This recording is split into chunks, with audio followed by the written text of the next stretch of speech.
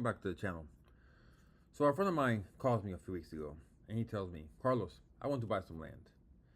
And he says, before you tell me that I need a geotechnical report, I want to ask you a question. Is there any research I can do from the comfort of my own home before I hire a geotechnical engineer? The short answer is yes. He said, I have the money to buy the land. That's not the problem. The issue is, I have the money to buy one piece of land. I have the money to do one research. I have the money to do one geotechnical report. I don't have the money to do multiple lands. And that's the reason why I'm coming to you. So in this episode, I'm going to provide you with the exact same resources I provided him to buy land. I'm going to provide the same resources I use as a project manager every day before ever stepping on the site. You guys are excited. You found the perfect land, the perfect location, the price is right, you negotiated, you're in a due diligence period. Now what? What can I do before I get a licensed geotechnical engineer from my state? Is there anything I can do? Let's work on it. So here's the real question this episode answers. What can you actually investigate yourself for free or nearly free before you're ready to invest in a licensed geotechnical engineer from your state? Remember, this does not replace a licensed geotechnical engineer. Think of this as a filter. This is a way to know whether a piece of land deserves the next step, whether you spread yourself a few $1,000s and a painful mistake. Phase 1, the desk research. Believe it or not, before you ever set foot on a property, there's a surprising amount of information you can uncover from a laptop. Step 1, go on Google or Google Earth and just look around. Here, we're looking to see what's around the parcel. Is there industrial activity? Is there a landfill? Is there a quarry? Is there a floodplain? This step costs nothing and takes minutes. It just builds a context for everything that follows. Step 2, this is my favorite phase, and if you love history, you'll appreciate this one too. There's a website called Historic Aerials. I'm sure most of you have never heard of this website before. It's a database of aerial photography that in some regions stretches back all the way up to the 1920s, though coverage varies depending on location. What makes this so valuable is that it shows you what used to occupy the land. Was there a prior structure? Was there a pond? Was there water anywhere? Is this an old dump site? Was this an all-industrial site? Land has a history, just like us, even when the surface looks perfectly clean today. Step 3, the FEMA flood maps. Go to google.com and type FEMA flood maps. Here, you can search the address of your interest lot. It will show you the official flood zone destination for the parcel, whether it's in a high-risk zone, a moderate zone, or outside any mapped floodplain entirely. Water and foundations do not get along, so this is an easy 5-minute check with real consequences if you skip it. Step 4. Here's the one almost nobody knows that it exists. Historic borings. This is public information. It's accessible to everyone. Many state departments of transportation maintain public geotechnical databases. Log borings from decades of roads, bridges, and projects. And there are aggregator sites like GeoZeta that pull together well over millions of public boring logs from agencies across the country.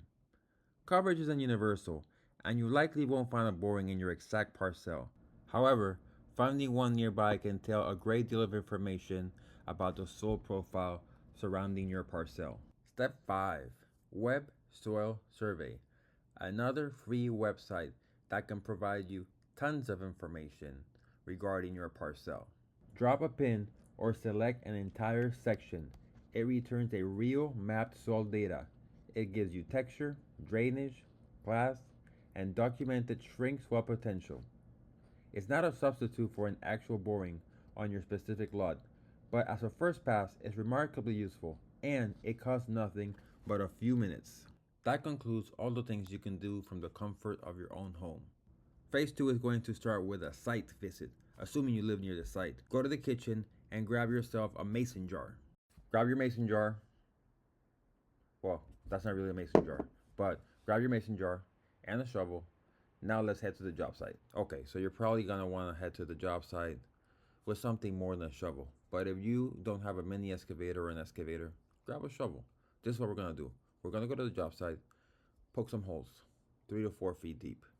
Grab your mason jar, Again, this is not a mason jar. I'm just using it as an example. You're going to grab some dirt, put the dirt inside your mason jar. You're going to take some water, put the water inside the mason jar, seal it, and shake it. Then watch what happens. Okay, guys, so this is what you want to see. As the soil settles, you're going to see the heavy stuff. Rock, gravel, sand. That's going to go to the bottom of the jar. The middle of the jar is going to have silt. The silt will float down and settle on top of the sand. And then at the very top of the jar, you're going to find the clay. The clay settling time varies a lot. It depends on how much clay is actually on the soil. For example, a sandy sample will have little clay. It may look fully settled in about an hour or two. A heavy clay sample can take 24 to 48 hours to clear. Just remember this, a thick layer of clay is worth paying attention to. Alright, so you're probably thinking, alright Carlos, what's the point of all this, the jar test and everything else? Just remember, this is just another free way to look at dirt, to look at that site that you're interested in. Alright, let's change the subject a little bit. Let's talk about vegetation. The vegetation on a parcel can tell us a lot. For example, a parcel with big trees and a thick vegetation has been left alone for a long time. Patchy weeds, bald spots, and weird dips. This can mean a field site. I recently went to a job site that was in a relatively flat area. And when I got there, the parcel was sloped. Everything around me was flat. Immediately, alarm bells started going off. So that parcel had been a house in the 1980s. It was demolished in the 1990s, and it's been untouched ever since. Behind that parcel, there was a wooded area. In the wooded area, I could see tree trunks. The trunks were about 24 to 36 inches wide. And in the parcel, there were also trees, smaller trees. The tree trunks were about 6 inches wide. That was also an immediate giveaway that something weird may be going on with this parcel.